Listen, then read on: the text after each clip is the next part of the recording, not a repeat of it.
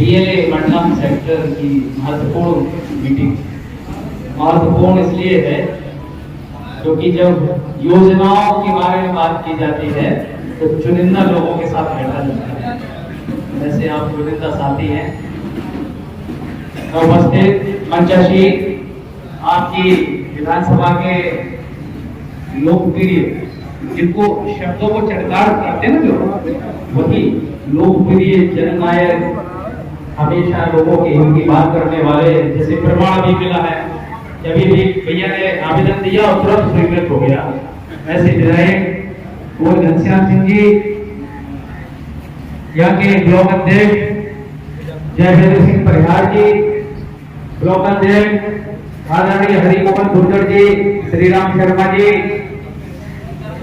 जसवंत सिंह बघेल साहिब, कौशल सिंह यादव जी, अंबिका प्रसाद शर्मा जी, युवक कांग्रेस के जिलाध्यक्ष विष्णु गुर्जर जी, एनएसयूआई जिलाध्यक्ष ऋषभ गुर्जर जी, तीसराज कुशवाहा जी, सेवादल यंग ब्रिगेड के अध्यक्ष धीरज गंधी भाई, सोमरेन सिंह सोलंकी जी, राम सिंह पटसारिया जी, एवं आपके बीच बाहर से आकर काम कर रहे हमारे आलम भाई, अवरोध भाई, क्योंकि ये इस तरीके से कोई आगे बाहर से आके काम करता है तो उसका निर्माण करता है। उस प्रक्रिया में अवरोध भाई एवं यहाँ उपस्थित हमारे ब्लॉक के पदाधिकारीगण, मंडलम के पदाधिकारीगण, सेक्टर के पदाधिकारीगण, बीएलए एवं पार्टी को मजबूती से सपोर्ट करने वाले, मजबूती प्रदान करने वाले ऐसे वरिष्ठ जन, बुजुर्ग,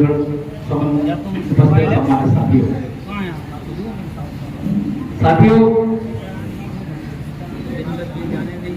अभी जैसे आप भारत के इतिहास की बात कर रहे हैं, जो बहुत जरूरी है, हमें जानना होगा। भारत के इतिहास के विषय में मैं निवेदन करूंगा आदरणीय आपके विधायक जी से, कुंवर साहब से, कि एक सर्वोदय संकल्प शिविर होता है जो 3 दिन का आवासीय कैंप होता है। उसमें 3 दिन आपको वही कैंप के अंदर रुकना पड़ेगा और उस कैंप के जो प्रतिभागी होते हैं ना, उनका डाटा सीधा AICC जाता है, दिल्ली जाता है, और उसमें आपको जो जानकारियां मिलेंगी तो आप बहुत सशक्त होंगे, अंदर से बहुत मजबूत होंगे। हमें भारत देश का इतिहास पता नहीं है, हमें आजादी का आंदोलन पता नहीं है, हमें अपने क्रांतिकारियों के योगदान पता नहीं है। भारत देश 1947 से लेकर 1914 तक क्या था, हमें ये पता नहीं है। अगर इसके बगैर लड़ाई लड़ेंगे तो देश पर कमजोर रहेगी। मैं एक चीज का उल्लेख जरूर करना चाहता हूँ, थोड़ी विषय से हटके जा रहा हूँ। एक चीज का उल्लेख करना चाहता हूँ कि आप अक्सर देखते होंगे कि हमेशा जब चुनाव आता है तो हिंदू मुस्लिम का मसला सामने आता है। तो केवल 3-4 सवाल है। क्या हिंदू मुस्लिम धर्म की लड़ाई है या सत्ता की? बताइए। धर्म की लड़ाई कतई नहीं है, ये सत्ता की लड़ाई है। क्योंकि हिंदू मुस्लिम पे बात करने वाले जो लोग हैं वो चुनाव के वक्त ही बात करते हैं, इसके पहले बात नहीं करते, इसके बाद बात नहीं करते। जो मुस्लिम शासक थे उन्होंने कभी धर्म के लिए काम नहीं किया, उन्होंने सत्ता के लिए काम किया। उन्होंने सत्ता के लिए मस्जिदों को भी तोड़वाया, इसको पढ़ना। और जो हिंदू शासक थे उन्होंने शासन की लड़ाई थी ना ये। तो अगर ऐसा होता तो लक्ष्मीबाई के यहाँ गौस्थान थे, वो भरोसेमंद थे। हमारे शिवाजी के यहाँ भी कई मुस्लिम सिपाही थे, सैनिक थे, वो भरोसेमंद थे। कई मुस्लिम शासकों के, टीपू सुल्तान का नाम बहुत आता है, उनके कई हिंदू शासक ऐसे थे। तो टीपू सुल्तान ने भी तो मंदिर बनवाए हैं, है ना। कई मुस्लिम हिंदू शासकों ने कई धर्म को ध्यान में रखते हुए मस्जिदों का जीवन समन्वय। अगर ऐसा नहीं होता तो कश्मीर के राजा कौन थे? हिंदू। प्रजा कौन थी? मुस्लिम। जूनागढ़ के राजा कौन थे? मुस्लिम। प्रजा कौन थी? बिल्कुल, ये मैं समझना बहुत गहराई से। आज का विषय चूंकि अलग है, कुछ गिने चुने 25-30 बिंदुओं पर बात करूंगा। और शिक्षण और प्रशिक्षण में बड़ा फर्क होता है ना। जैसे आपको बोला जाए प्रशिक्षण होना है, तो आपके दिमाग में भी सवाल आ रहा होगा कि हमें इतनी उम्र में प्रशिक्षण की क्या आवश्यकता, हमें इतने राजनीतिक भूमिकाओं में काम करने के बाद प्रशिक्षण की क्या आवश्यकता। आ रहा नहीं आ रहा? तो शिक्षा और प्रशिक्षण में फर्क होता है। शिक्षण एक संस्थागत होता है, जैसे पढ़ते हैं किसी एक विषय के अंतर्गत क्लास बाय क्लास पढ़ते जाते हैं। और प्रशिक्षण वो होता है कि जो काम आप कर रहे हैं उस काम में और प्रखरता कैसे आए, और निपुणता कैसे आए, और पारंगता कैसे आए, ये प्रशिक्षण होता है। क्लियर? जैसे आपको मान लो थानेदार बना दिया जाए, और थानेदार बना के बाहर छोड़ दिया जाए और रिवॉल्वर टांग दी जाए। यदि आपको प्रशिक्षण प्राप्त नहीं है तो कहीं चोर बदमाश तो आपके रिवॉल्वर लेके भाग जाएंगे, तो क्या हालत होगी थानेदार की। जैसे अग्निशमन यंत्र होता है, कहीं आग लग जाती है तो उसमें कर्मचारी को, बगैर प्रशिक्षित कर्मचारी को बोल दिया जाए तुम्हें आग हो जाना है, तो वो आग क्या हो जाएगा, उसको जुलस चलेगा। इसलिए प्रशिक्षण की आवश्यकता होती है। तो सरकार कौन कौन बदलना चाहता है, सरकार में कौन कौन आना चाहता है? सभी लोग। अभी कुछ लोगों में संदेह है, सभी लोग। तो उसके लिए प्रयास करना पड़ेगा। चुनौती बहुत कठिन है, चुनौती बहुत कठिन है। और एक बात, छोटा सा उदाहरण जीवन से जोड़ के देखिए आप, सारे रास्ते आसान हो जाते हैं। कुछ जो समस्या राजनीतिक है वो हमारे जीवन में भी है, तो हमें उससे भी सीख भी लेनी है। जैसे हमारे पास 2000 रुपए है और भैया के पास 1 भी रुपए नहीं है, तो कोई छीनने वाला आएगा तो किससे छीनेगा? किससे छीनेगा? 2000 वाले छीनेगा। तो भैया छीनने के लिए तो सियोड़ा विधानसभा सीट है ना, समझ ना। जिनके पास कुछ है ही नहीं वो क्या छीनो, उससे क्या छीनोगे आप? तो आपको ध्यान रखना एक चीज, अगर मान लो कहीं हमारे बॉर्डर पे सैनिक तैनात हैं, सिपाही तैनात है, सैनिक, वो सैनिक तैनात है तभी तो हम निश्चिंता से सो रहे हैं। अगर सैनिक तैनाती के बाद यदि कोई घुस आए तो गलती किसकी? किसकी? सैनिक की। तो हम सैनिक की भूमिका में हैं, हमें गलती नहीं करती है ना। तो फिर सब लोग जोश में हैं, आगे बात करते हैं। छोटी छोटी बातें हैं और आप सब लोग सब जानते हैं, छोटी छोटी बातें केवल याद कराना है। तो कहते हैं ना कि मुश्किलों से जो घबरा जाते हैं, तो छोटा सा परिचय अपना दे दूं। आप मुझे देख रहे हैं, मैं प्रवीण खड़े हूं, क्योंकि बड़ा फर्क होता है आपकी परवरिश किस माहौल में हुई राजनीतिक, तो आप मेरे राजनीतिक अभिभावक हैं। जिंदगी में पहला अगर कोई नेता मैंने देखा था तो वो आपको मैंने देखा था करीब से। और लोग मुझसे कहते हैं जब मैं जहां रहता हूं कि तुम इतने सादा क्यों रहते हो, हमारी परवरिश का फर्क है। जिनकी बीच में हमारी परवरिश हुई उनका सर हम पे ही आ गया, हम तो लोअर टी-शर्ट में भी चल लेते हैं। दूसरा होता संस्कार। आप देख रहे होंगे एक शब्द आ रहा है डरो मत। मैं बात इन विषयों पे बात इसलिए कर रहा हूं, ये सारी बातें हमारी भूमिका से जुड़ी हैं। डरो मत। कौन कह रहा है? राहुल कह रहा है, कह रहे हैं, नहीं सुना? तो डरो मत किसने कहा? राहुल जी ने कहा था डरो। किससे मत डरो? स्वयं से मत डरो। दूसरों से तो बाद में डरते हैं, पहले हम अपने अंदर डर को बिठा देते हैं। आजादी का आंदोलन चल रहा था, आजादी के आंदोलन में हर तरह के हमारे क्रांतिकारी थे, नरम दल के भी थे, गरम दल के भी थे। कोई जल्दी आजादी चाहता था, कोई निर्माण करके आजादी चाहता था। तो गांधी जी से पूछा कि ऐसी आजादी नहीं मिलने वाली, तो गांधी जी ने कहा कि हम भय युक्त देश आजाद करा के भाइयुक्त लोगों को कैसे हम देश का निर्माण करेंगे। गांधी जी ने अंग्रेजों से लड़ने से पहले अंग्रेजों के का जो भय हम भारतीय लोगों के मन में व्याप्त था, उस भय से पहले लड़ा ताकि एक निर्भीकता हो, निर्भयता हो, निर्भयता नहीं, निर्भयता हो ऐसी। तो वो जो संस्कार है, महात्मा गांधी उस दौर में कहा करते थे कि डरो मत। क्यों? क्योंकि उनका सोचना था कि हमारे आजादी के बाद हमारे देश का स्वरूप क्या होगा। क्या सोचना था? उनका स्वरूप क्या होगा। तब वो उन्होंने डरो मत, निडरता से लड़ना था, निर्भरता से लड़ना है। आज राहुल गांधी भी क्या कह रहे हैं? डरो मत। तो इस संदेश दो शब्द का जरूर है, बहुत गहरा है, बहुत गहरा है। और दूसरे का संस्कार क्या है कि सत्ता के लिए दंगे, सांप्रदायिकता, भाई को लड़ाना भाई से, जाति को जाति से, ये सब संस्कार हैं, तो संस्कारों की देन है।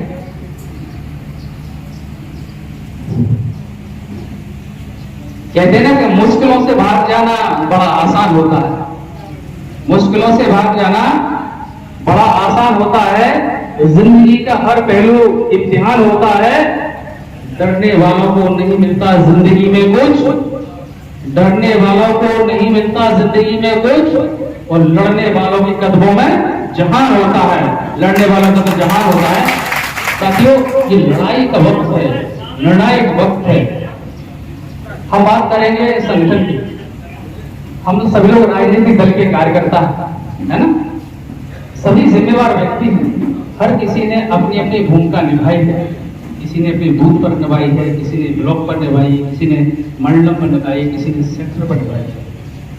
हम राजनीतिक कार्यकर्ता होने के नाते नाते बड़े आयोजन करते हैं, बड़ी रैलियां करते हैं, बड़े सभाएं करते हैं।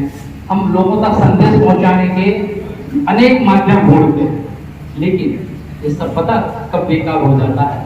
ये बेकार हो जाता है जब बूथ पर हमारी लड़ाई पे हम हार जाते हैं। संतुष्ट हैं आप? सहमत हैं? तो हमें इन सब के साथ साथ हमें अपनी भूमिका में आना है, क्योंकि भूमिका से ही पहचान होती है। हमें डरना नहीं है। ये मत सोचिए कि मैं बूथ पे बैठता हूँ तो बहुत छोटा हूँ। निश्चित तौर पर आप ये मानिए कि जो मंडलम, सेक्टर और बीएलएस का गठन हुआ है, जो बूथ पर बैठते हैं, जब नतीजा आएगा ना, जब नतीजा आएगा तो आप अपने बड़े नेताओं को कैसे मिलोगे? बूथ नंबर 40 का अध्यक्ष हो, मेरे बूथ में 200 वोटों से आपने जीत हासिल की, पहचान किसकी होगी? हमें भूमिका में रहना है। हम देखते हैं जिलाध्यक्ष, ब्लॉक अध्यक्ष संगठन होते हैं, नगर अध्यक्ष भी होता है, उसके बाद बड़ा लंबा अंतर होता था। उसके गठन के लिए, उस दूरी को मिटाने के लिए, संवादहीनता को दूर करने के लिए कुछ पदों का सृजन हुआ है। मंडलम अध्यक्ष हुआ, सेक्टर अध्यक्ष हुआ। इस समन्वय का काम करेंगे। हमारी जो संवादहीनता होती है, हमारे परिवारों में भी जब बैठते हैं और आपस में चर्चाएं जब कम होने लगती हैं तो कोई संदेह पैदा होता है। ओके, तो संवादहीनता खत्म करने के लिए, संवादहीनता ना हो इसलिए प्रॉपर चैनल में संगठन का गठन किया गया। संगठन में जब काम करते हैं तो हमें कार्यकर्ता का निर्माण होता है। अगर मंच इजाजत दे तो एक मोटिवेशनल स्टोरी है।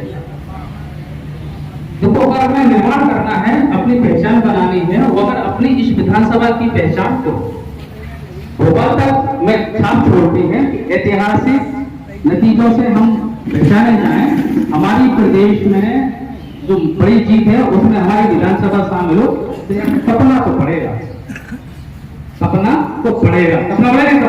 तैयार करने के लिए एक छोटी सी कहानी है। बड़े बुजुर्गों ने कहा है, कहानियों के माध्यम से प्रेरणा भी मिलती है और सीख भी मिलती है। एक बार एक शिल्पकार था। उस शिल्पकार को एक व्यापारी ने 2 मूर्ति बनाने का ऑर्डर किया। अब उसको ऑर्डर मिला तो खुश हो गया। तो उसने मूर्ति का जो आकार बताया तो उसको बड़ी शिला की जरूरत थी, बड़ी शिला चाहिए थी उसको जंगल में। उसने जंगल में देखा तो उसको 2 शिलाएं नजर आ रही। तो उसने अपनी छेनी हथौड़े से उस पर काम करना शुरू कर दिया। जब छेनी हथौड़ी से काम करना शुरू किया तो जब ठोकर लगती थी छेनी हथौड़ी की शिला पर, तो पत्थर बोला रहने दो, मुझे बहुत दर्द हो रहा है। क्या बोला? रहने दो, मुझे बहुत दर्द हो रहा है। लेकिन फिर भी उसने अपना काम जारी रखा। तो पत्थर ने कहा कि रहने दो, मुझे दर्द हो रहा है, मैं सह नहीं पाऊंगा। अब जब उसने दूसरी शिला पे काम करना शुरू किया तो छेनी हथौड़ी की मार किसी को भी पड़ेगी तो दर्द तो उसको भी होगा। उसने भी कहा कि रहने दो, मुझे बहुत दर्द हो रहा है, मैं सहन नहीं कर पाऊंगा। लेकिन कारीगर फिर भी अपनी शिल्पकारी में लगा हुआ था।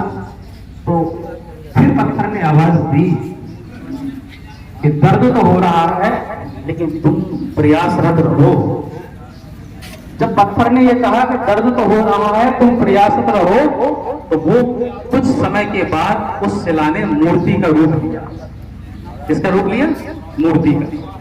अब समय अवधि पूरी हो जाने पर वो व्यापारी आया। उसने अपनी मूर्ति का जो ऑर्डर दिया था 2 मूर्ति का, उसने पैसा देके वो मूर्ति की लेने की बात की। तो शिल्पकार बोला कि मैं केवल एक ही मूर्ति तैयार कर पाया हूं। उनका ठीक है, दे दो। उसने पैसे दिए, वो मूर्ति लेके चलने लगा। उसने देखा कि ये पत्थर बगल में पड़ा है। उसने शिल्पकार से पूछा तो वो पत्थर तो आकार ले नहीं पाया था, बोले इस पत्थर का क्या करें? बोले ले जाओ। तो वो मूर्ति भी ले गया और पत्थर भी ले गया। अब वो मूर्ति और पत्थर उसको भी किसी को देने थे। तो मंदिर में एक मूर्ति की स्थापना होनी थी। उस मंदिर में मूर्ति की स्थापना हो गई। मूर्ति जगह पहुंच गई, पहुंच गई ना। अब मूर्ति पहुंच गई तो पूजा अर्चना, मन्नतें, लोगों के आने जाने का क्रम, साधना, प्रार्थना की भीड़ लगने लगी। जब भीड़ लगने लगी तो उसने कहा ये पत्थर क्यों पड़ा है? तो इस पत्थर का क्या करें? तो पुजारी ने कहा इस पत्थर को रखो, इस पर नारियल फोड़े जाएंगे। तो ये तय कीजिए आप कि शिला 2 थी, एक क्या बनी? एक मूर्ति बनी। एक क्या बना? उपयोग सबका है, हमें किस तरह से उपयोग होना है ये हमें चयन करना है। इस चीज को बड़ा ध्यान देना है। तो साथियों, जब हम संगठन में काम करते हैं, संगठन में काम करते हैं तो हमें अपना अस्तित्व त्यागना पड़ता है।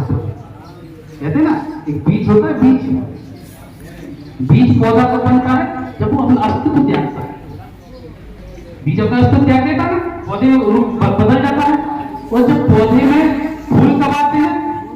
जब वो अपना अस्तित्व त्यागता है, उसकी पंखुड़ियां, और उस फूल में फल कब आते हैं? जब वो फूल अपना अस्तित्व त्यागता है। इससे संगठन में अस्तित्व त्यागना पड़ता है, जगह जगह पड़ती है। हमें सीखना पड़ता है अपने आप को, हमें अपने आप को तैयार करना पड़ता है, हमें घूमकर भी आना पड़ता है। उसी भूमिका पर बात कर रहे हैं। तो मंडलम संगठन में समन्वय की बात, जब हम अपने अस्तित्व को त्यागेंगे तो हम सब अपने जैसे लगेंगे, सब हमें अपने भाई साथी सहयोगी लगेंगे। जब हम अपने अहम में रहेंगे तो मुझे मेरे सामने कोई नहीं देगा। एकाकी बिल्कुल नहीं रहना है, एकाकी बिल्कुल नहीं रहना है। मंडलम सेक्टर में के साथी कितने लोग? मंडलम के साथी कितने लोग हैं? मंडलम अध्यक्ष कौन है? मंडलम अध्यक्ष आपने अपनी कमेटी बनाई होगी, है ना? तो आपने अपनी राजनीतिक कमेटी बोलते हैं, पार्टी की विचारधारा के लोगों को जोड़ लिया आपने। लेकिन हमने बहुत बड़ा तबका छोड़ दिया। कौन सा तबका छोड़ दिया? ऐसे लोग तो राजनीतिक तो नहीं है लेकिन बहुत प्रभावशाली है, हमसे भी ज्यादा प्रभावशाली। हम पार्टी के कार्यकर्ता हैं, है ना, लेकिन हमसे भी ज्यादा प्रभावशाली है। जब हम गली में निकलते हैं तो हमसे ज्यादा महत्व उनको मिलता है। तो ऐसे लोगों को जातिगत, राजनीतिक, सामाजिक, भौगोलिक दृष्टिकोण से आपको समन्वय समिति बनानी है। क्या बनानी है? समन्वय समिति। उस समन्वय समिति में मंडलम के जो क्षेत्र में सेक्टर के लोग आने वाले हैं उनमें से 1-2 लोगों को जरूर लेना है ताकि वो क्रम बना रहे। इसी तरह सेक्टर के साथी लोग कितने हैं?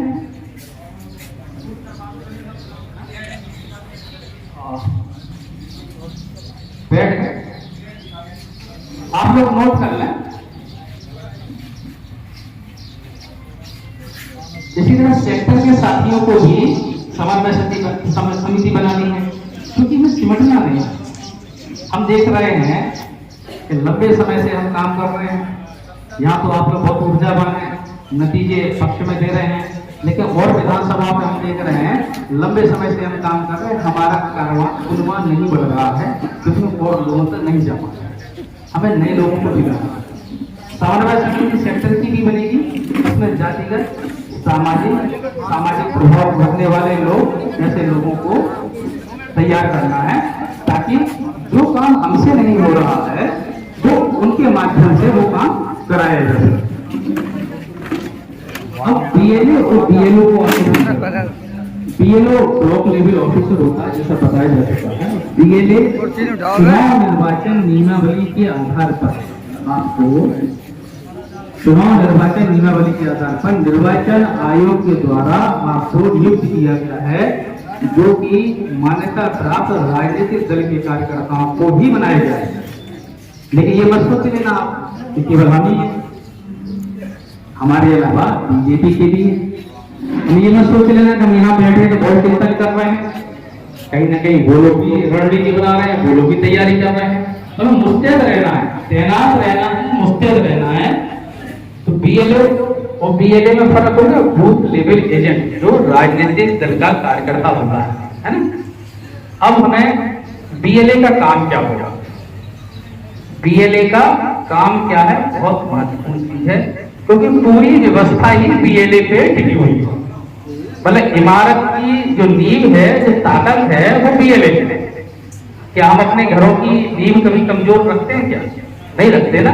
तो पार्टी भी क्या है, हमारा घर है। क्या आप चाहते हैं कि हमारी पार्टी कमजोर हो? चाहते हैं क्या? नहीं चाहते ना। तो बीएलए की भूमिका पे बड़ा महत्वपूर्ण काम करना है। बीएलए का काम सबसे पहले है वोटर लिस्ट पे काम करना। अब वोटर लिस्ट में क्या काम करना है? वो मतदाता सूची पुनरीक्षण होता है, हर चुनाव में होता है, हर बार होता ना।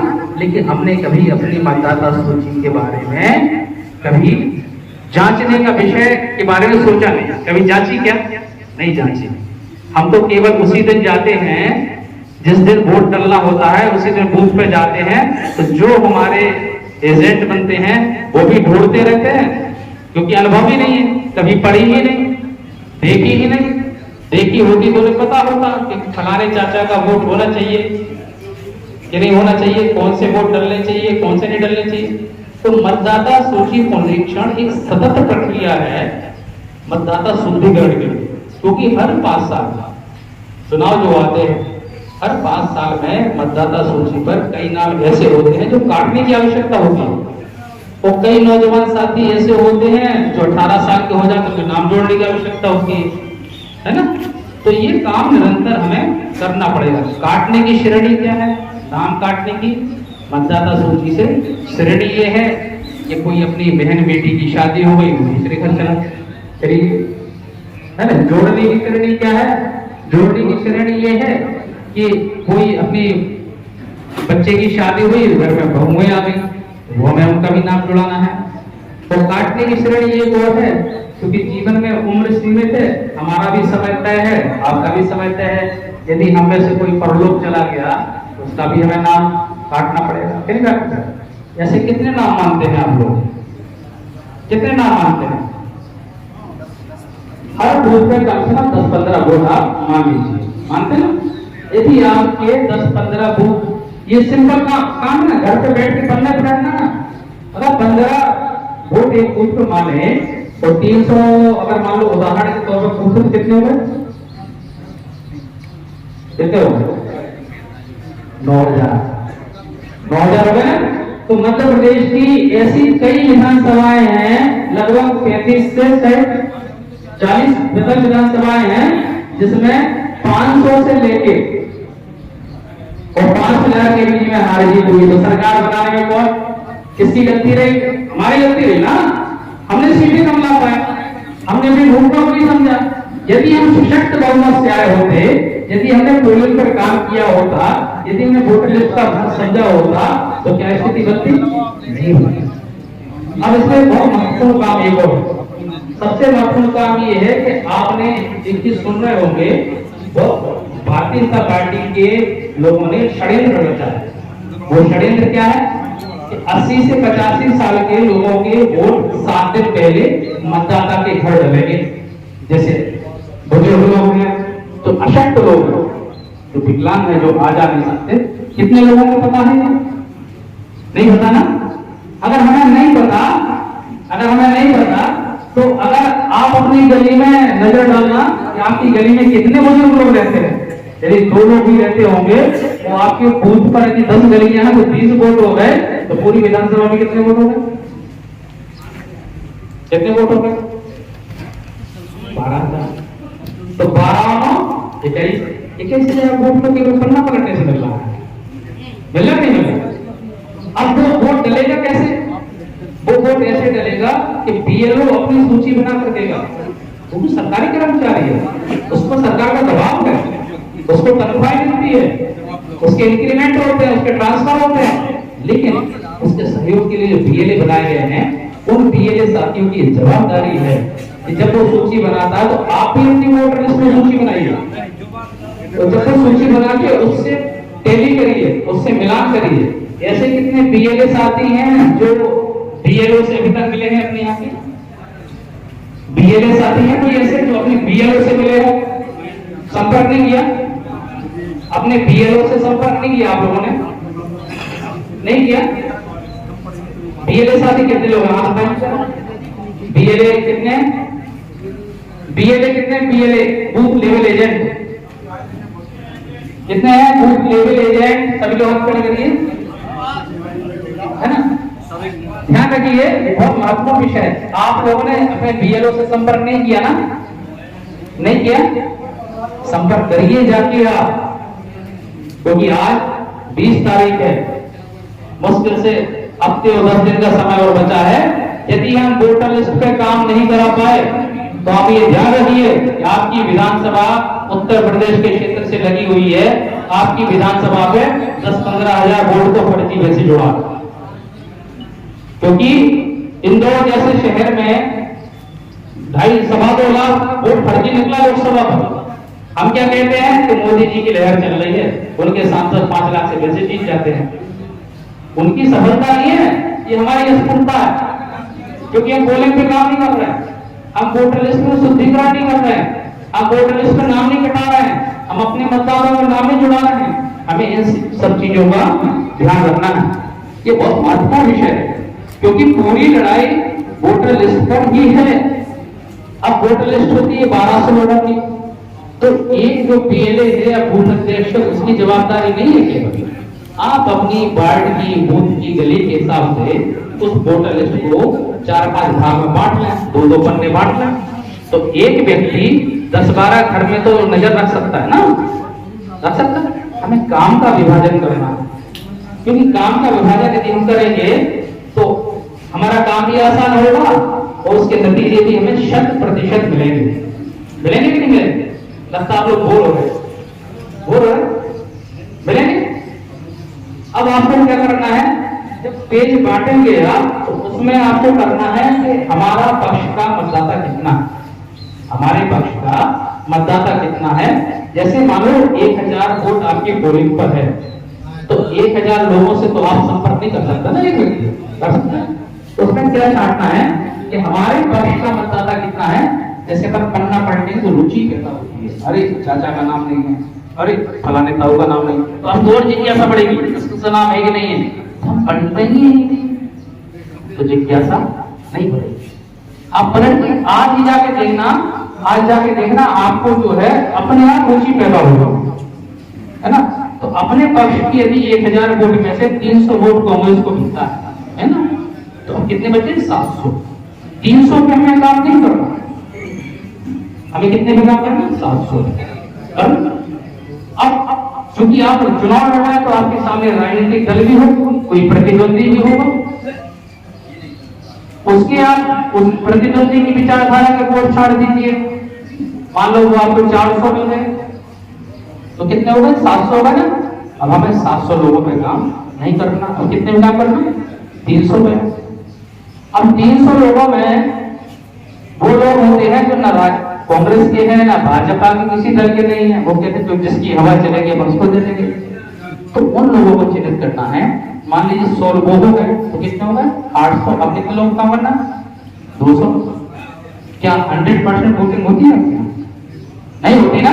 तो काम ऐसे बांटेंगे कि नहीं बांटेंगे?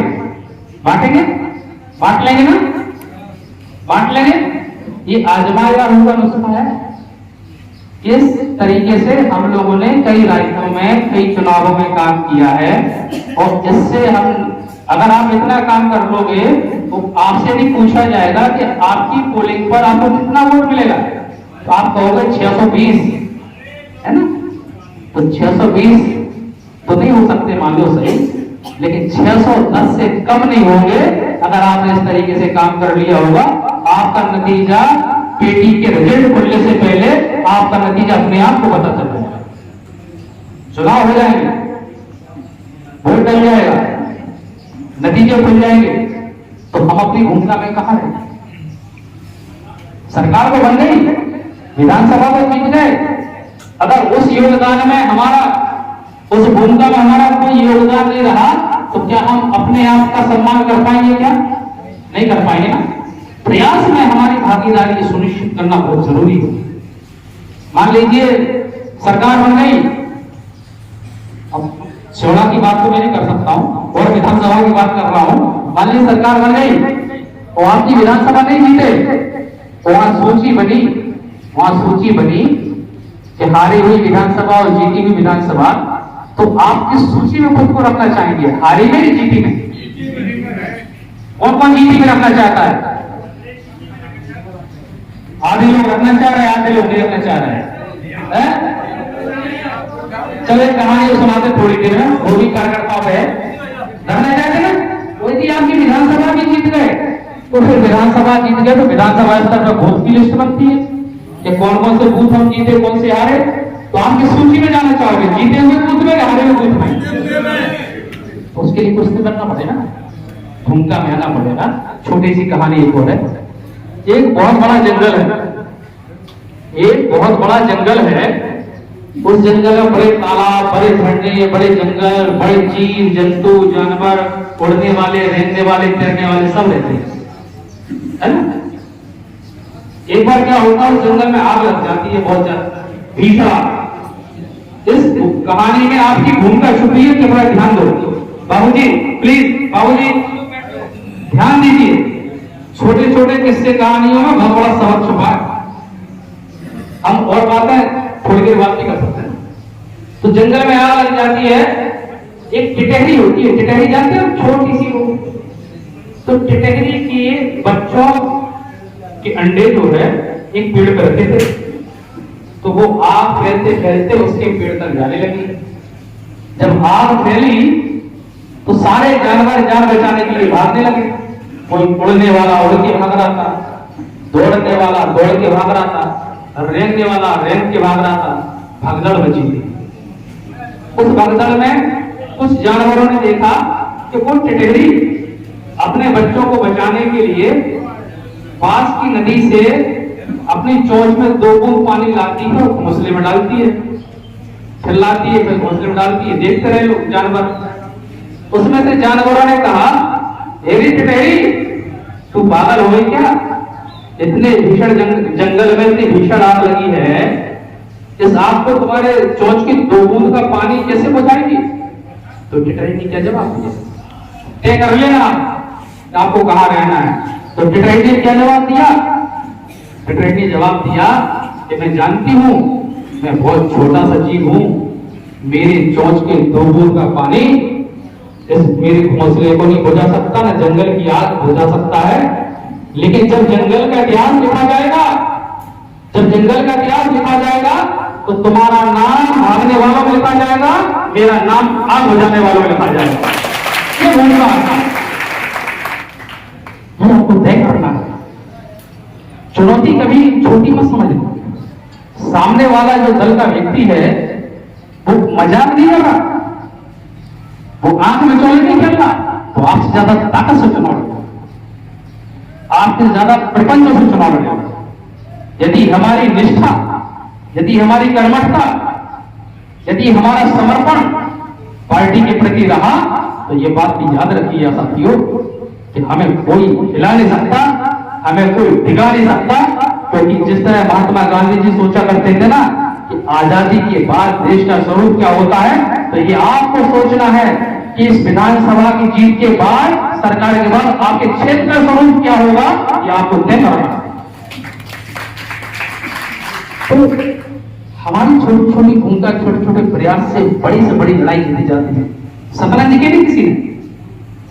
शतरंज कौन खेलता है? शतरंज में कितने वजीर होते हैं? कितने वजीर होते हैं? दो, एक अंदर एक बदल, वो बाकी जो आगे खड़े होते हैं वो क्या है? पैदल। पैदल क्या है?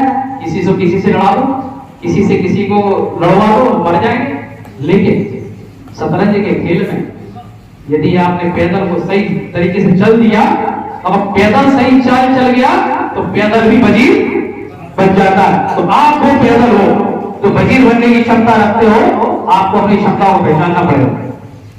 बीएलए का एक महत्वपूर्ण काम और है। बीएलए का महत्वपूर्ण काम है वो इन फार्मों के माध्यम से, तो वो भैया बता देंगे। तो हमें क्या करना है, लेकिन एक बात कहो कि बाद में हम क्या सोचते हैं कि एक कदम गलत रखा था राहे शौक में, एक कदम गलत रखा था राहे शौक में, और मंजिल तमाम उम्र हमें ढूंढती रही। समझ में आए? क्या समझ में? कि एक गलती हम करेंगे तो मंजिल हमें ढूंढेगी, हम मिलेंगे नहीं। इसलिए हमें गलतियां नहीं करनी है। मेरे ख्याल से छोटी छोटी बिंदु सारे होते हैं। अब इस तरह इसमें बूथ एजेंट अपने हाथ की प्रक्रिया है। बीएलए साथी भी बन सकते हैं, एक रिलीवर होता है। लेकिन बूथ एजेंट जो होता है कोई बाहर का नहीं, क्यों? कोई बाहर का नहीं। बूथ एजेंट जो होता है, बूथ एजेंट को हमको गुजरात का मांडवी, और कम पढ़े लिखे लोग, उनके बीच मुझे ऐसे प्रभारी काम करने का मौका मिला। तो वहां के पोलिंग के लोगों ने इतनी तन्मयता से काम किया, इतनी जो बातें हम लोग बोलते थे उन्होंने अपने अंदर जहन में बिठा ली कि कम पढ़ा लिखा आदिवासियों ने एसपी साहब को भी मोबाइल लेके अंदर ले जाने दिया बूथ के अंदर। समझ ना? सबसे ज्यादा टेंडर और चैलेंज वोट होते थे आदिवासियों के क्षेत्र में। वहां के विधायक जी जो है आनंद भाई चौधरी जी, जो अपने मध्य प्रदेश के इंचार्ज भी हैं आदिवासी क्षेत्रों में, वो हमसे बोले आपने ये क्या कर दिया? हमने क्या कर दिया? मुझे ज्यादा गलती हुई।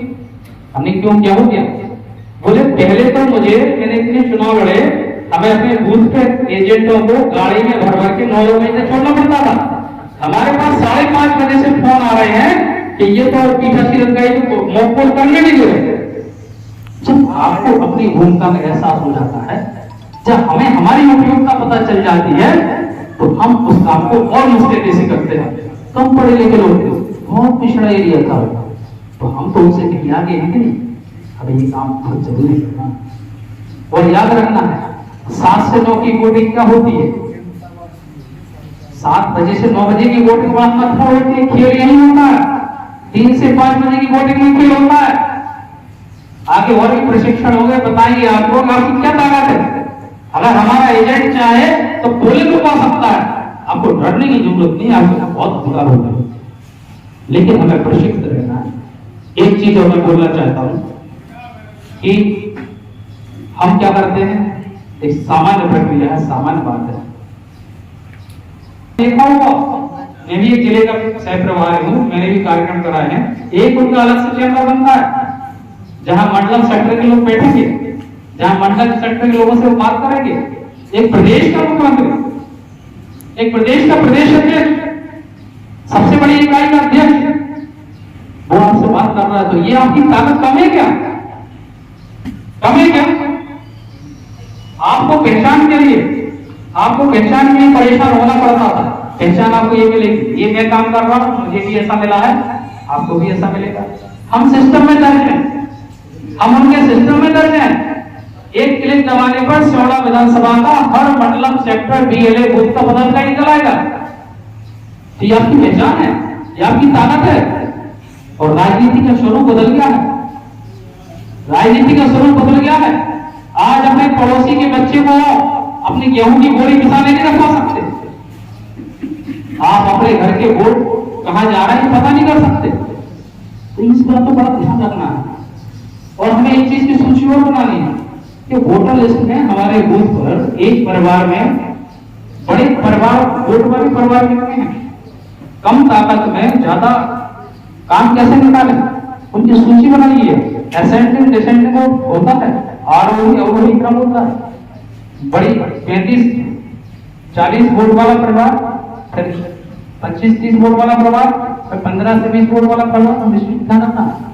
और साथ ही एक चीज याद रखना कि वोटर लिस्ट में आपका बीजेपी का मतदाता भी है, उसको भी टमाटर 200 रुपये किलो मिल रहा है, उसका सिलेंडर भी तो 1200 का आ रहा है, वो भी पेट्रोल भराने जाता तो एक बार तो मोदी जी को गाली दे लेता है, खुद के नहीं देता।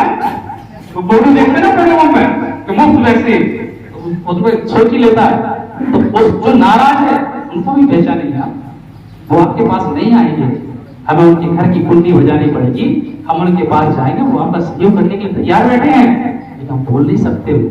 ऐसे लोगों का भी साथ लेना है, ध्यान रखना है। छोटी छोटी चीजें बड़ी महत्वपूर्ण चीजें हैं। और बूथ का एजेंट जब भी बने ऐसा बने जो सौम्य हो, जिसका व्यवहार अच्छा हो, जिसका सामंजस्य अच्छा हो।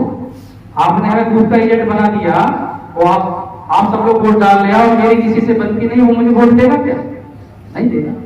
और एक चीज और महत्वपूर्ण है, वो मुझे कहने का कोई संकोच नहीं है कि हमारा आचरण ही हमें वोट दिलाता है। हाथ जोड़ने से वोट नहीं मिलता, पैर छूने से वोट नहीं मिलता, क्योंकि आपकी गतिविधि को लंबे समय से आपके वार्ड के लोग देखते हैं, आपकी गांव के लोग देखते हैं, आपकी आचरण, आपकी संवेदनशीलता, आपका सद्भाव, आपकी सौम्यता, तब लोग प्रभावित होते हैं। मैंने आज तक, मैं भी एक बूथ पे रहता हूं आदरणीय, मैंने आज तक कभी किसी से नहीं कहा वोट डालो, क्यों कांग्रेस को वोट दे, क्यों? क्योंकि मैंने अपने आप को लायक बनाया है कि मैं जब निकल जाऊं तो लोग अपने आप कहते हैं कि एक 2-4 वोट तेरे भी दे दें। तो वो शख्सियत होगी। आपकी पहचान ही पार्टी की पहचान है, आपका वजूद ही पार्टी का वजूद है, आप बहुत बड़ी बुनियाद है। आप सरकार बनाने जा रहे हैं और मैं निवेदन करूंगा आदरणीय विधायक जी से कि जब भी नतीजे खुले तो इन लोगों को भी ये कभी कार्यक्रम यहाँ तरह से मिलवाने की व्यवस्था की जाए, इन लोगों को मिलवाया जाए, क्योंकि यही सम्मान होता है। मैं रास्ते में जा रहा था आपके साथ, एक फोन आता है कि यही साहब ने गाड़ी रोक दी। इतनी सौम्यता है, आपको कहने की जरूरत नहीं है, तो सब करते हैं। लेकिन पहले हमें साबित करना ना, तो हम पिछली बार कितनी वोटों से जीते थे? अब क्या सोचा है आपने? 50? पक्का? 49 तो नहीं हो जाएगा? पक्का? तो संकल्प लो आप लोग हाथ खड़े करके, वहां आश्वस्त करिए। आप केवल यहां आश्वस्त नहीं कर रहे हैं, याद रखिए आप कमलनाथ जी को आश्वस्त कर रहे हैं कि मैं अपनी विधानसभा में, देखो लड़ाई 2 तरह की होती है, एक तो लड़ी जाती है, एक जीती जाती है। एक जीत का अंतर इतना बड़ा कर दो तो अगली बार बीजेपी का कोई भी एजेंट पोलिंग बूथ पर डरने से घबराए कि यहाँ कांग्रेस के सशक्त सफाई रहते हैं, मैं उनका काम नहीं करूंगा। संकल्प ले रहे हैं। जब हम किसी बैठक में बैठते हैं, जब किसी मीटिंग में बैठते हैं, जब किसी ऐसे संबोधन में बैठते हैं, संवाद में बैठते हैं, वहां से निकलने के बाद हम क्या लेके जा रहे हैं तय करना, हम संकल्प लेके जाए, हमें अपनी भूमिका में और निखार लाना है। कोई संदेह नहीं, हमें कुछ नहीं आता, कोई बात नहीं, पूछिए ये किस लिए है मंडल सेक्टर संबंध, और ये उनका उपयोग किस तरीके से हो सकता है। आपके गांव में, मंडलम में, सेक्टर, ब्लॉक पर सामने वाली पार्टी गतिविधि क्या हो रही है, जब समन्वय समिति बनाओगे, आपकी मंडल कमेटी, सेक्टर कमेटी है, तो वो आपको सूचना देंगे कि नहीं देंगे? देंगे। तो आप अपनी, जैसे अपन कहते हैं ना कि बड़े आदमियों को तो पैसे बहुत कमाते हैं, है ना, हैंड्स ज्यादा है, आप अपने सहयोगी से तैयार कर लो कि आपका संचार केंद्र ऐसा हो जाए कि दूसरी गली में कोई बात हो या दूसरे बूथ पे घटना घटे, आपको पता चल जाए। ऐसे शादी तैयार की। और एक प्रतिद्वंदता आपके बीच जरूर होनी चाहिए, एक प्रतिद्वंदता आपके बीच जरूर होनी चाहिए। जब भी कभी आप शादी में, ब्याह में सब्जी का थैला हाथ में टांग के बाजार में एक दूसरे से मिले, तो एक बूथ के साथी दूसरे बूथ के साथी ये कहे कि इस बार हमारे बूथ पर तुम्हारे बूथ से 20 वोट ज्यादा मिलेंगे, तो वो साथी गए नहीं तो 20 की बात कर रहे हो, हमारे बूथ पर 40 वोट ज्यादा मिलेंगे, ये प्रतिद्वंदता होगी तो मजबूत कौन होगा? आप होंगे, पार्टी होगी, आपका नतीजा होगा, और नतीजा ही तय करता है, नतीजा ही बताता है कि हमारा प्रयास किस ढंग से किया गया है, नतीजा ही बताता है कि हमने अपनी भूमिका में निर्वहन किस स्तर से किया है, कि हमें खुद तय करना है, हमें अपनी जगह बनानी है। आप लोग बहुत महत्वपूर्ण व्यक्ति, बहुत अनुभवी व्यक्ति, आपको सिखाने के दृष्टिकोण से मैं कुछ नहीं बोल सकता, क्योंकि मैं भी सीख रहा हूँ, आप लोगों से भी सीख रहा हूँ, कई साथियों से सीख रहा हूँ। केवल ये समय समय पे ऐसी छोटी गोष्ठियां इसलिए होती हैं कि हमें अपनी भूमिका में समय की परिवर्तन के हिसाब से अपने अंदर क्या परिवर्तन करना है, किस शैली में बदलाव लाना है, किस तरीके से काम करना है, केवल यही उद्देश्य था। साथियों, आप सभी लोगों ने मुझे बड़े प्रेम से सुना और आपको धन्यवाद ज्ञापित करता हूं, और आदरणीय मंच को भी धन्यवाद ज्ञापित करता हूं जिन्होंने मुझे बोलने का अवसर दिया। जय हिंद, जय जय साथियों। बहुत बहुत धन्यवाद खरे साहब। साथियों, खरे साहब